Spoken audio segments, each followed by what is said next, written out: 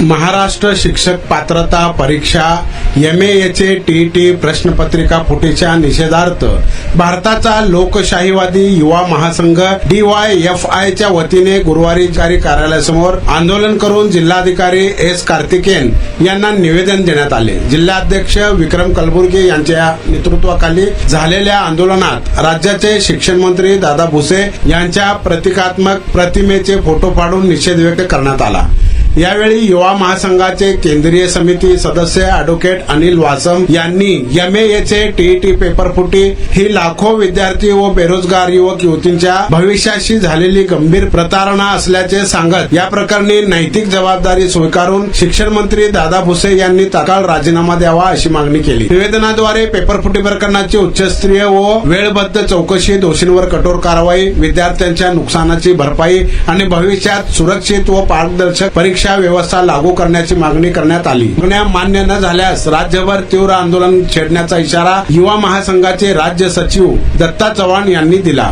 यावेळी जिल्हा कोषाध्यक्ष बालकृष्ण मल्याळ, विजय हरसुरे, अमित मंचले, अभिजित निकंबे, राधागोपाळ बंडी, विलास कमलापुरे यांच्यासह युवा महासंघाचे कार्यकर्ते उपस्थित होते।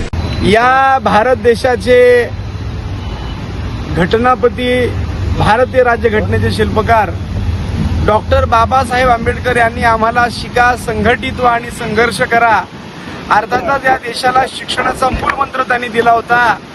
परंतु या सरकारनं ही शिक्षणाची व्यवस्था पायदुळी तुडवण्याचा प्रयत्न चालवलेला आहे। एकीकडे विद्यार्थ्यांचं स्वप्न तर चक्काचूर झालेलंच आहे, यानंतर आता शिक्षकांचं देखील स्वप्न चक्काचूर करण्याचं काम हे सरकार करत आहे। मला या सरकारला विचारायचं आहे, तुमच्याकडे आमदार फुटतात, खासदार फुटतात, पक्ष फुटतो, एवढ्यावर न थांबता आता तुम्ही विद्यार्थ्यांचे पेपर आणि शिक्षकांचे पण पेपर फोडू लागलात।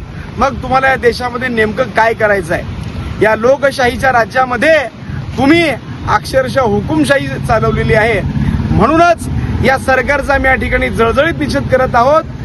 या शिक्षण मंत्र्यांमुळे ज्या ज्या शिक्षकांना या ठिकाणी या परीक्षेला मुकावं लागलं, त्या सगळ्या शिक्षकांच्या वतीनं आणि आज DYFIच्या वतीनं त्या दादा भुसेंचा फोटो आम्ही या ठिकाणी फाडून या ठिकाणी त्यांचा जळजळीत निषेध करत आहोत। दादा भुसे मुर्दाबाद, मुर्दाबाद, मुर्दाबाद, दादा भुसे मुर्दाबाद, मुर्दाबाद, मुर्दाबाद, दादा भुसे मुर्दाबाद, मुर्दाबाद, मुर्दाबाद, दादा भुसे मुर्दाबाद, मुर्दाबाद, मुर्दाबाद, दादा भुसे मुर्दाबाद। इथंच राहू देते सगळ्यात मुर्दाबाद।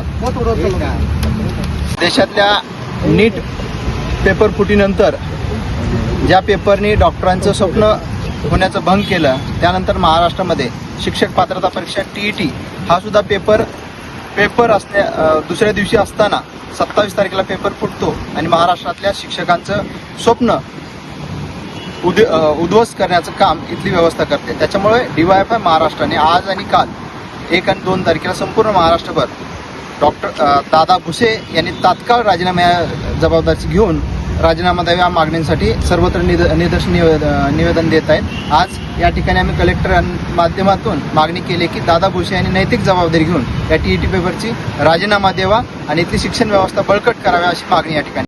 हे आहे दक्षिण सोलापूर तालुक्यातील वळसंग। इतिहासाची समृद्ध परंपरा आणि उज्ज्वल भविष्याची नवी दिशा, प्रगतशील आणि वेगाने विकसित होणारे गाव वळसंग। कुरनूर धरणाच्या सानिध्यात निसर्गरम्य वातावरणात वसलेले वळसंग सोलापूर पासून फक्त 12 ते 15 मिनिटे, अक्कलकोट पासून फक्त 12 ते 15 मिनिटे आणि रेणनगर पासून केवळ 7 ते 8 मिनिटे अंतरावर सोलापूर अक्कलकोट महामार्गावरील उड्डाण पूल आणि वेगवान महामार्गाच्या थेट संपर्कात असलेले वळसंग।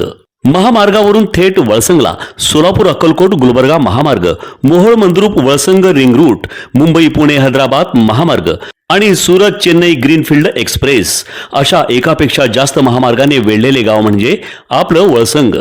वळसंग हे आता महाराष्ट्राच्या नकाशावर नव्या विकासाचे केंद्र बनले आहे। वळसंगमध्ये आहेत प्रसिद्ध मंदिरे, सोलार हब, टोलनाका, जवळच आहे कुरनूर धरणाचे ताजे पाणी आणि निसर्ग सौंदर्य आणि विविध ठिकाणी आकर्षक हॉटेल्स व ढाबे सुद्धा। प्रवासात थकलेल्या प्रवाशांसाठी स्वादिष्ट जेवण, आराम, ताजेतवाने आणि प्रदूषणमुक्त वातावरण। वळसंग हे केवळ गाव नाही, एक उत्कृष्ट थांबा आहे, एक संधी आहे, एक भविष्य आहे। वळसंग ऐतिहासिक वारसा, आधुनिक कनेक्टिव्हिटी आणि उद्याच्या विकासाची हमी, सोलापूर जिल्ह्याचा अभिमान आणि महाराष्ट्राचा गौरव। वळसंग।